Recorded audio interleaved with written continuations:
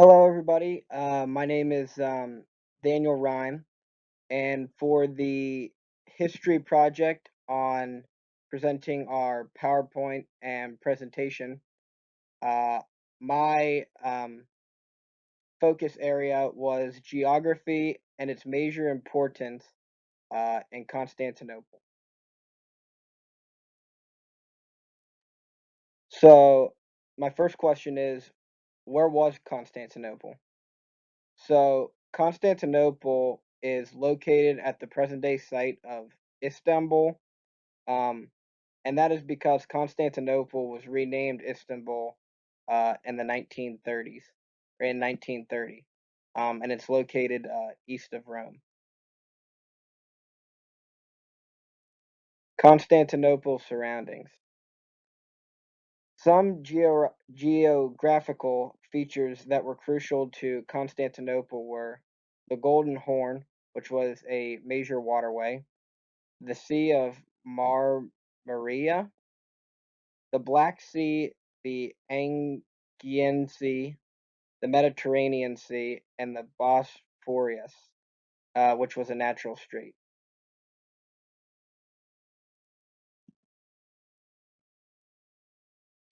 The impact of these features.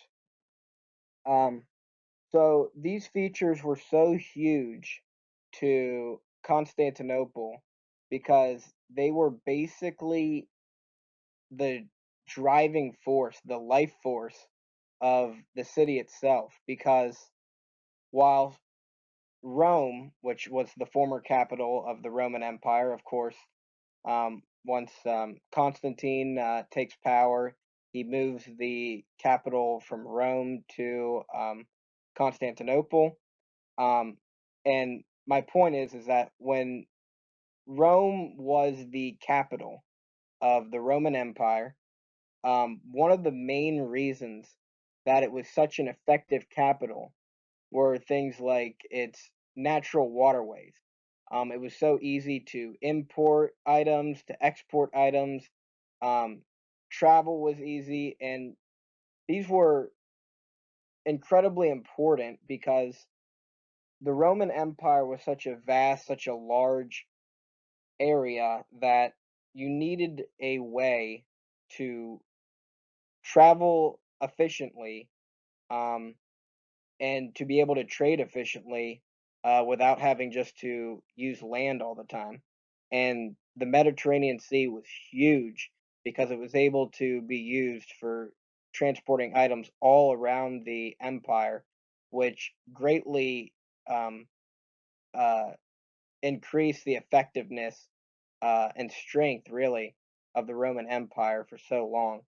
And as Rome itself was in a great position in Italy, obviously, it's located to the west of Italy, where it's very close to the Mediterranean Sea.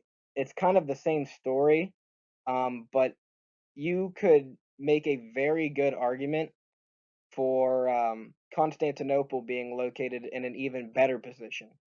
Of course, when it was moved there, it was given the title of New Rome, and it truly is a great location. That's mainly due to the fact that uh, it's in a strategic position for both being a defensible position, have being a place that you can defend pretty easily, and also having an incredibly large impact on the trading markets of the early world. That's due mainly because as we get into the location of the trade, and that's because where Constantinople was, it became a sort of harbor, uh, a sort of gateway as well, um, to really the trade market of most of Europe, and as as well as we can see, a lot of Asia as well. That's mainly due to the fact that it was located very close to both the Black Sea and the Mediterranean Sea. This was massive because when you were trying to export goods from, say, anywhere, any town by the Black Sea to any town on the other side of the Mediterranean Sea, this was possible. But it was only possible by also passing through Constantinople. Only possible way by water. And this was massive because all these trade routes would be obviously coming through with goods, spices, food, etc. And this allowed Constantinople to be sort of the harbor place for so many items. And it ultimately really strengthened the city just due to its location, um, and usefulness as that harbor on the trade route. Um, its location truly was one of the main reasons that it would go on to become such a massive success for so many years.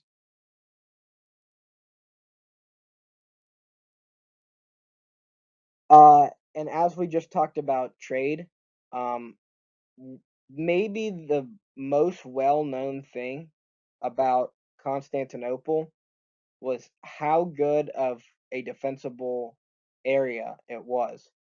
So Constantinople, where it was built, turned out to be one of the greatest areas for defending and fortifying a city that's ever been known to mankind. This was due to natural elements, and because of these natural elements, it would be able to lead to defenses that would be incredible. And we'll get into that in a second. But being where it was, obviously, it's surrounded by three areas of water. There's water to the north, there's water uh, to the east, and there's water to the south.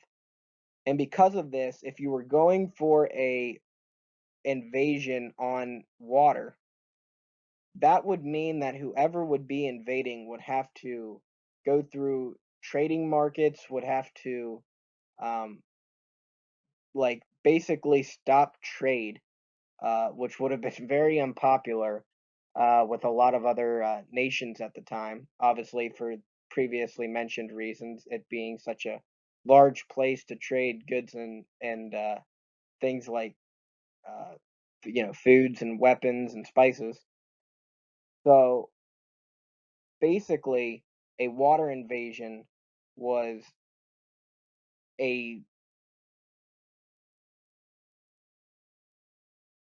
it was a harder thing to justify due to the trading market, and also the fact that it's very hard to invade by water. That's stood true throughout all of history. But the only other place then that you can invade would be from the west.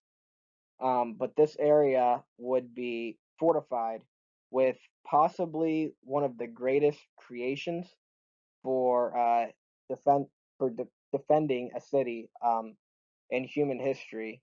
Those being the Theodosian walls. Um, these walls were some of the largest projects of the time. They were massive. They were built to withstand some of the greatest offensive weapons of the time, shelling, uh, the ability to climb them. They were so large in terms of their length and in terms of their width that it made invading them incredibly hard. And then you add to the fact of having soldiers on top of them. You can really see why uh, this area had not fallen after nearly 900 years of its standing. Of course, it would eventually fall in the 1400s to the Ottoman Empire after years and years of bombardment. But if you can remember back, when these walls would have been built, it would have been long, long before a lot of the bombardments really would have been able to penetrate. Um, so for obviously, like I just mentioned, 900 years, they held strong and were able to perform their jobs. And yeah, that's my presentation. Um, thank you.